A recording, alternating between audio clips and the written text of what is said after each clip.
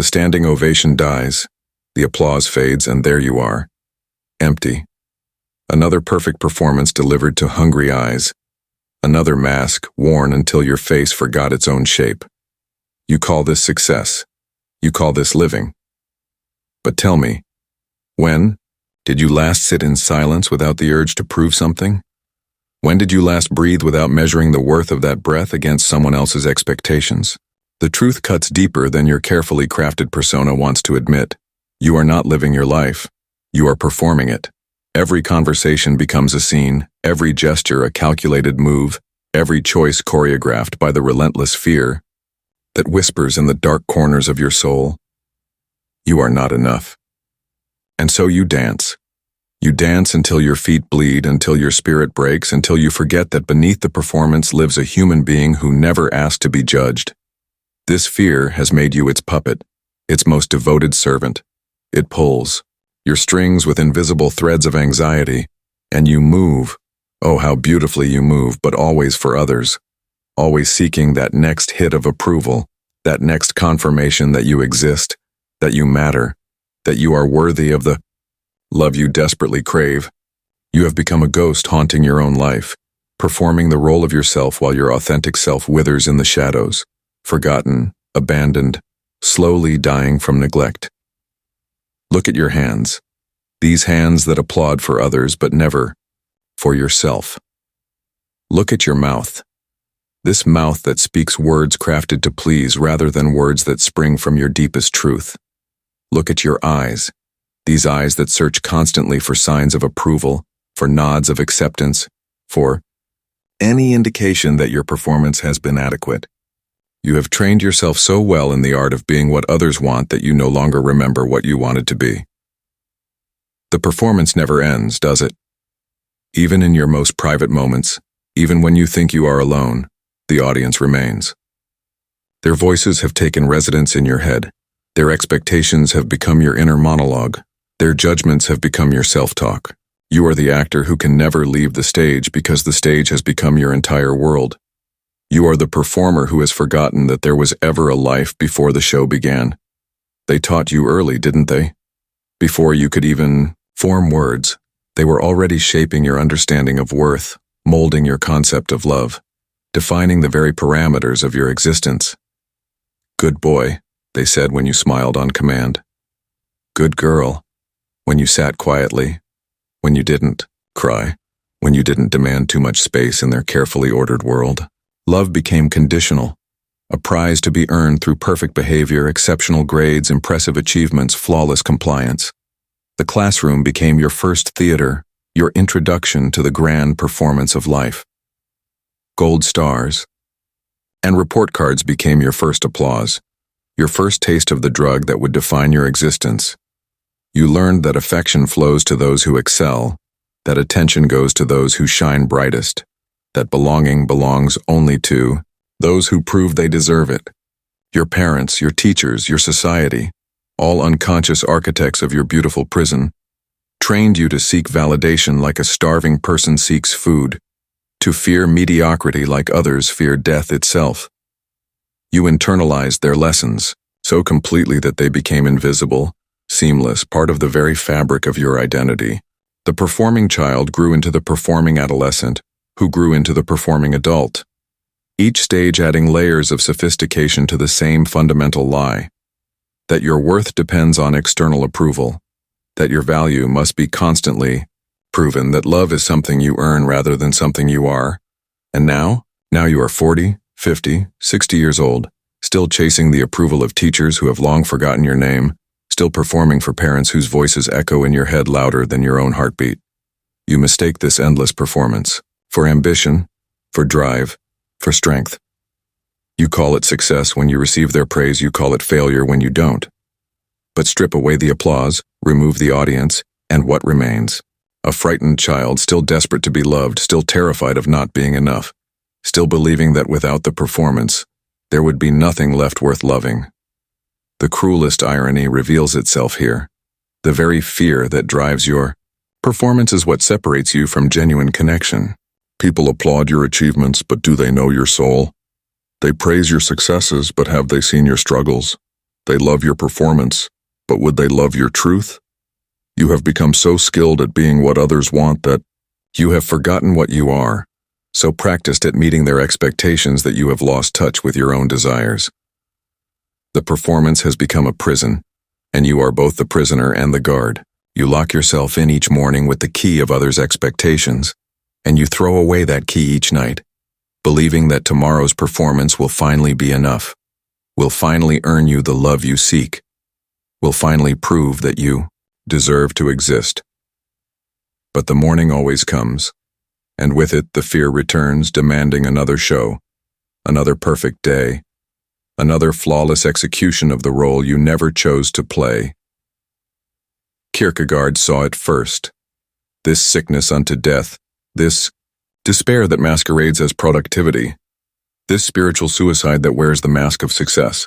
To live as someone else expects, to shape yourself into their image of acceptability, is to murder the self that came into this world with its own unique flame, its own sacred purpose, its own irreplaceable essence.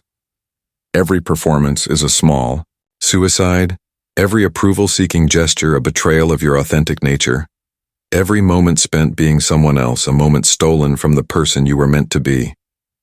Nietzsche called it the slave morality. This desperate need to be good enough for masters who themselves are slaves to the same fear, the same desperate hunger for approval, the same terror of not measuring up. You have internalized their values, their measurements, their definitions of worth. You judge yourself by standards you never chose, pursuing goals that feel hollow even as you achieve them, climbing ladders that lean against walls you never wanted to reach. The performing self becomes a tyrant over the authentic self, and you, the real you, becomes a prisoner in your own life, a stranger in your own skin. But here lies the philosophical poison that runs deeper than any individual trauma. You mistake this performance for virtue. You call it responsibility, dedication, love for others. You tell yourself that you sacrifice your authenticity for noble reasons, that you perform out of service, out of care, out of selfless devotion to the greater good. You transform your fear into a moral imperative, your cowardice into compassion, your self-abandonment into sacrifice. Yet beneath these beautiful lies lurks the truth. You perform because you are afraid. Afraid of abandonment, afraid of judgment, afraid of discovering that without the performance you might be nothing at all. This is the existential trap that closes around the human soul. The fear of not being enough creates a life that is indeed not enough. Not enough joy, not enough peace, not enough genuine connection, not enough authentic experience. The very thing you fear becomes the thing you create through your resistance to it. In trying to avoid the pain of not being enough, you create a life of constant insufficiency, constant striving, constant dissatisfaction with what is. The philosophers of every age have pointed to this same fundamental error, the mistake of seeking your value outside yourself, of making your worth dependent on external validation, of believing that you are what others think of you rather than what you essentially are. This is the root of all human suffering, not the pain of life itself, but the pain of living a life that isn't yours, of being someone who isn't you, of seeking love in places where only approval can be found. But what if you could live from overflow instead of emptiness? What if your actions could spring not from desperate need but from abundant fullness? What if there existed a way of being that required no audience, sought no validation, demanded no applause? Imagine a virtue that asks for nothing because it has everything, that gives because it cannot help but give. Like the sun that shines not to be praised, but because shining is its very nature. This is the virtue of the self-possessed soul, the being who has found the center that cannot be shaken by external storms. It gives because it has too much to contain, not because it hopes to receive. It creates because creation bubbles up from within like a natural spring, not because the world demands another product. It loves because love overflows from its being like water from a full cup. Not because love must be earned or proven or performed for an audience that may or may not appreciate the show.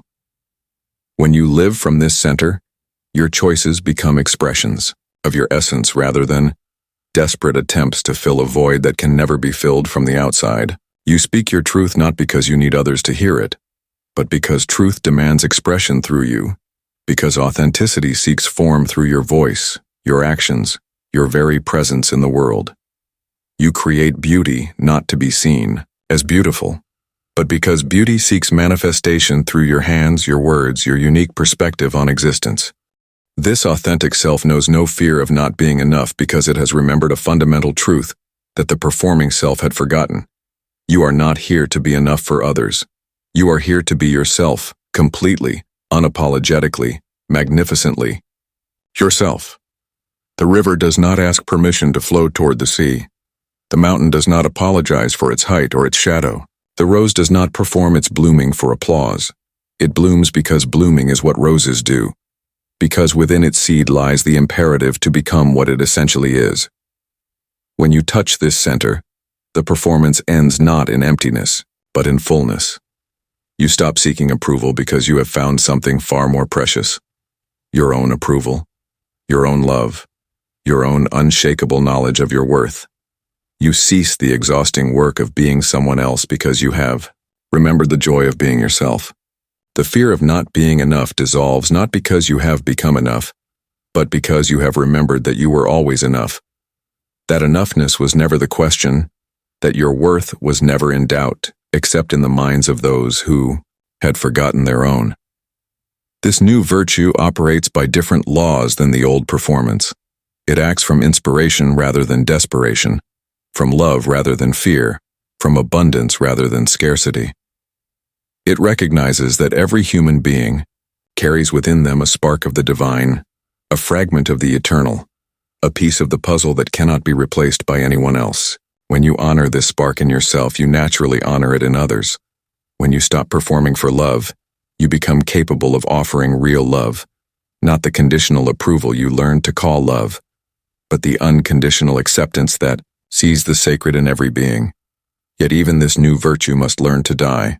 Even this self-possessed soul must know when to retreat, when to be silent, when to withdraw from the world's endless demands for expression, for action, for constant manifestation. There comes a time when the wise soul pulls back, not from fear, but from wisdom, not from depletion, but from the understanding that regeneration requires solitude, that depth requires stillness, that true strength is born in the silence between breaths, in the silence between performances, in the pause between authentic acts, in the space between one genuine expression and the next, lives something even more precious than virtue itself, pure being.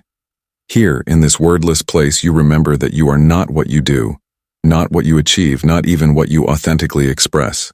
You are the consciousness that experiences all of these things, the awareness that witnesses both the performing self and the authentic self with equal compassion, equal love, equal recognition of their transitory nature. This silence is not empty. It is pregnant with infinite possibility. Like winter soil that appears barren but holds the seeds of spring, like the pause between musical notes that gives meaning to the melody, this withdrawal from expression prepares the ground for a new kind of emergence. Not the emergence of a better performance, not even the emergence of a more authentic self, but the emergence of being itself, naked and unadorned, requiring nothing, apologizing for nothing, simply present to what is. The mature soul knows when to speak and when to remain silent, when to give and when to receive, when to shine and when to disappear into the darkness that births all light. It understands that even authenticity can become a performance if it is not rooted in this deeper silence, this fundamental acceptance of what is beyond all doing and becoming. It recognizes that the highest virtue is sometimes the virtue of non-action, the courage to be without needing to prove being, the strength to exist without justifying existence. In this silence, the fear of not being enough dissolves not because you have finally become enough, but because you have remembered that the question itself was never relevant. You are not here to be enough or not enough. You are here to be. Period. Full stop. No qualifications needed, no performance required, no approval sought. In the silence, you remember that existence itself is the miracle, that consciousness itself is the gift, that the simple fact of being aware is more precious than any achievement, any recognition, any validation the world could offer. This is the final teaching of the mature soul, that all virtue, all authenticity, all truth must eventually be surrendered to the greater truth of being itself. That the one who has learned to act from love must also learn when not to act at all. That the one who has found their authentic voice must also know when to remain silent. That the one who has overcome the fear of not being enough must ultimately transcend even the need to be enough, must rest in the simple, profound, unshakable fact of being itself. The curtain falls now on your old performance. The stage lights dim on the frightened child who danced for love, who sang for approval, who lived for the applause of others. In the quiet darkness that follows, something new begins to breathe. Your authentic life, waiting to be lived without audience, without applause, without the exhausting need to prove its worth to anyone, including yourself. Write these words, if they ring true in your soul, if they echo in the depths of your being. I choose the silence that rebuilds me. Let this be your commitment to the death of performance and the birth of presence. Let this be your vow to honor the being that exists before and after all doing, all achieving, all proving. Let this be your promise to yourself to remember who you are beneath all the roles you have played, all the masks you have worn, all the expectations you have tried to meet. The fear will whisper still. It is an old companion and does not leave easily. It has been with you so long that its voice sometimes sounds like your own. Its demands sometimes feel like your desires. Its panic sometimes masquerades as urgency. But now you know its voice for what it is. Not truth, but conditioning. Not prophecy, but memory of old wounds. Not reality, but the ghost of someone else's fear, passed down through generations of souls who forgot they were enough. You can hear it without obeying it, acknowledge it without serving it, feel it without becoming it. Between the fear's demand and your response to it lies your freedom, your power, your choice to be, rather than to perform. In that space lives the possibility of a different kind of life, not a life without fear, but a life where fear is no longer the director of the show, where fear is just another actor on the stage of consciousness, neither more nor less important than joy, than peace, than love. Your authentic life begins in the recognition that you are not your performance, not your achievements, not your failures, not even your authenticity. You are the one who experiences all of these things, the consciousness that remains present through every role, every mask, every moment of being yourself, and every moment of being someone else. You are the witness to your own existence, the awareness that watches the play of life unfold, sometimes with compassion, sometimes with judgment, but always with the ultimate recognition that you are more than any single moment, any single performance, any single way of being. The world will still offer you stages. Audiences will still gather, expecting performances, demanding entertainment, seeking to be moved or impressed or validated by your display. Applause will still beckon with its seductive promise of worth, of love, of belonging. But now you move from a different center, create from a different source, love from a different well. Now you understand that the most radical act is sometimes the act of not acting. The most powerful performance is sometimes the refusal to perform. The greatest gift you can give the world is sometimes the gift of your authentic presence rather than your desperate attempts to please. The performance is over. The living begins now. In the silence, in the fullness, in the simple, profound, unshakable recognition that you are enough, have always been enough, and will always be enough. Not because you have proven it, but because enoughness is your birthright, your natural state, your deepest truth. The curtain falls, the lights fade, and finally, you can rest in the darkness that births all light, the silence that contains all sound, the being that underlies all becoming. Welcome home.